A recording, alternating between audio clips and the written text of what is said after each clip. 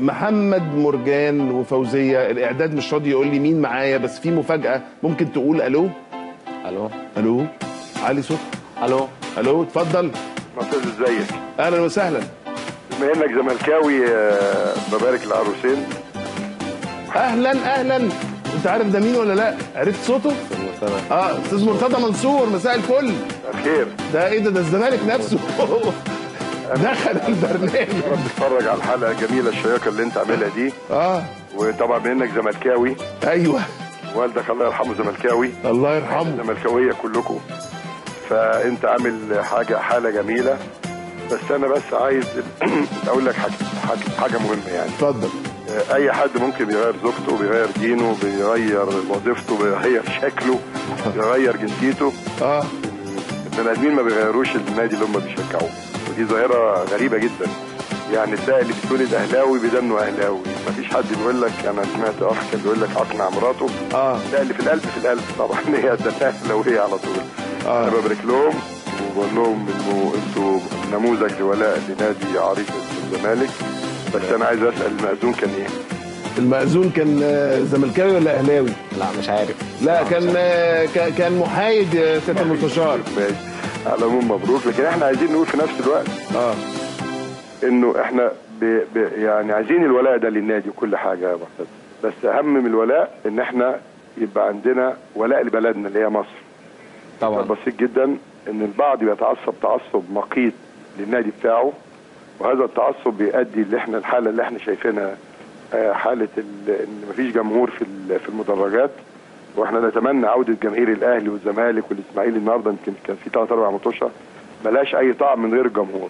فانا بقول يمكن من خلال الحلقه اللي انت عاملها الجميله النهارده، والحلقه الجميله اللي انت عاملها بين عروسين زملكاويه. طبعا انت هتجيب، طبعا سامي عبد الراضي هيجيب 2 اهلاويه بكره طبعا عشان التوازن الاعلامي. انا عايز محمد يوجه لك سؤال او استفسار. ممكن استاذ مرتضى؟ امرهم طبعا. اتفضل، معاك رئيس نادي الزمالك بقى. ازي حضرتك يا فندم؟ كل سنه وانت طيب. ازيك؟ مبروك. الله يبارك فيك يا فندم. مبروك للعروسه. الله يبارك فيك يا فندم. بتطلب ايه من رئيس نادي الزمالك باعتبارك زملكاوي يعني حتى النخاع وراجل وفي للزمالك؟ حتى النخاع ايه ده؟ حتى قسيمه الجواز. ده حتى قسيمه الجواز ده سابقه على فكره ما حصلتش. اتفضل، انا تحت امرك. طب اتفضل يا محمد. مش شايف في حاجه ممكن نطلبها مثلا. بتطلب منه انه يجيب لك لقب الدوري مثلا؟ ده اكيد طبعا، ده بحال كل زملكاوي ان هو بيطلب من الاستاذ مرتضى ان طبعا لازم ان شاء الله الدوري ده يبقى بتاع الزمالك.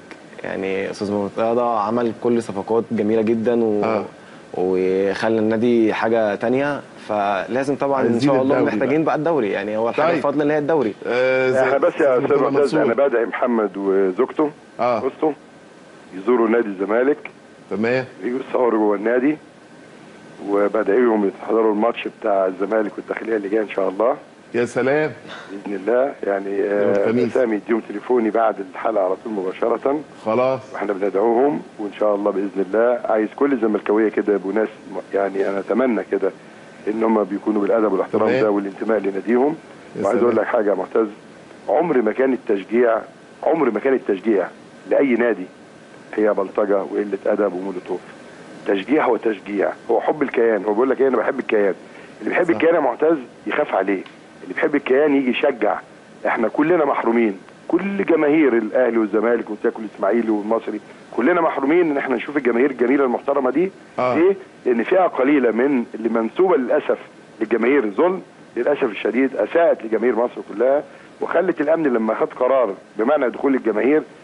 انا بصفتي طبعا رئيس نادي الزمالك ورئيس لجنه الانديه عملت محاولات كتيره علشان الجماهير ترجع، وان شاء الله هترجع معتز. ان شاء الله. محمد كده وعروسته ان شاء الله. الجماهير اللي عملت لك مداخلات كلها جماهير مؤدبه محترمه. شكرا. ايضا جماهير الاهلي المحترمه نفسي ترجع المدرجات ونشوف في النهائي الافريقي الاهلي والنادي اللي كنا اعتقد هيلعب مع الكونغولي بالظبط كده. اتمنى ان نشوف 30-40 الف في المدرجات ان شاء الله يشجعوا الكيان النادي الاهلي، مش بيشتموا حد.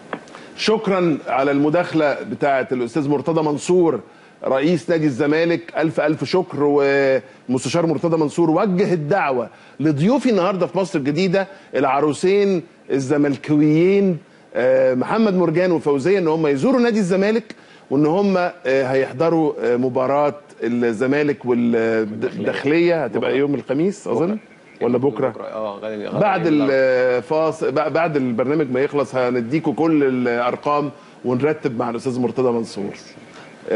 فوزيه، انت مبسوطه انك انت عايزه هتروحي الماتش، يعني مباراه كده في الملعب؟ ها؟